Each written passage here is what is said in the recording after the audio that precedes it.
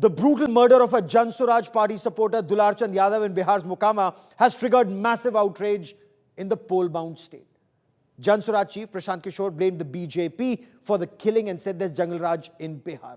Jan Swaraj Party's Mokama candidate Piyush Priyadarshi blamed the JDU's Bahubali Anand Singh for the murder and demanded he be arrested immediately. The police have registered a case. That FIR does name Anand Singh. We get you more in this report. The election clock is ticking in Bihar and blood has hit the ground. A political supporter shot, run over and killed in broad daylight in Mokama. The victim, 76-year-old Dular Chand Yadav, a Jan Swaraj supporter. पूरा प्रशासन उसको मिला हुआ है। हम लोग का ये भी डर है सर कि मेरा है कि पोस्टमार्टम रिपोर्ट में कहीं ना गड़बड़ी नहीं करे, ये भी हमको आशंका है। अनंत सिंह मर्डर किया, गाड़ी से उतार के गाड़ी से कुचल दिया, पहला गोली गोड़ में मारा है। रात के सरकार आया था बिना नंबर के गाड़ी लेके, सरकार भाग रहा था लहास लेके। Prashant Kishore's Jan Swaraj has come out swinging, accusing the Nitish government of letting Bihar slip back into Jungle Raj. और ये दिखाता है कि कहीं न कहीं बिहार में जिस जंगल राज की बात होती थी, जो बाहर लोग सुनते थे कि चुनाव के दौरान बड़े पैमाने पर हिंसा होती है, वो कहीं न कहीं उसी को दर्शाता है।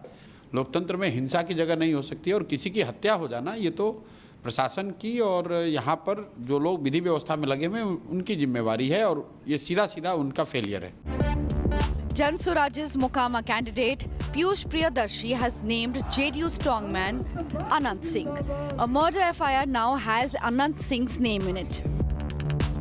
ये लोग जो है मारपीट किया, हम लोग का शीशा से थोड़ा पीछे देखिए, गाड़ी जो है शीशा भी टूटा हुआ है। पहले था हमको मारने की साजिश, जब नहीं हो पाया समझे तो फिर जो एक कार्यकर्ता को मारने लगा वो लोग।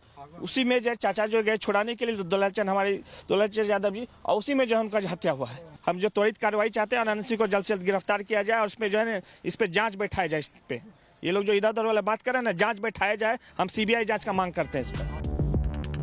Anand Singh denies everything. He points fingers at RJD leader Suraj Bhan Singh.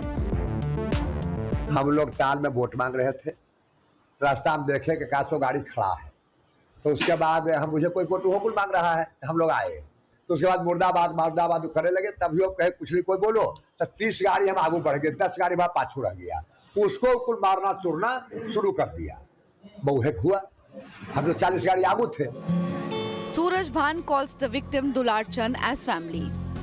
Veena Devi, RJD candidate, and Suraj Bhan's wife walked in his funeral procession, calling the allegations cruel and fabricated. इस पर तो मेरा आग्रह होगा election commission से कि इस पर इंक्वायरी बैठाया जाए। मेरे न्यायालय से यह आग्रह होगा कि इस पर रिटायर्ड जज का एक इंक्वायरी बैठाया जाए। हमारे परिवार के थे और हम लोग हमेशा साथ रहते हैं। हम यही मांग करते हैं कि मजिस्ट्रेट रहेगा जांच में और कैमरा के साथ रहेगा और उनको इंसाफ मिलना चाहिए।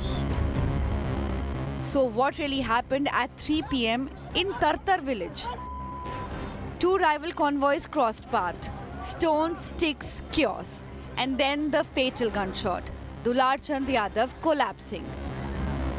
His family alleges Anand Singh pulled the trigger using a cop's gun, and then Dular Chand was crushed under a vehicle driven by Singh's men.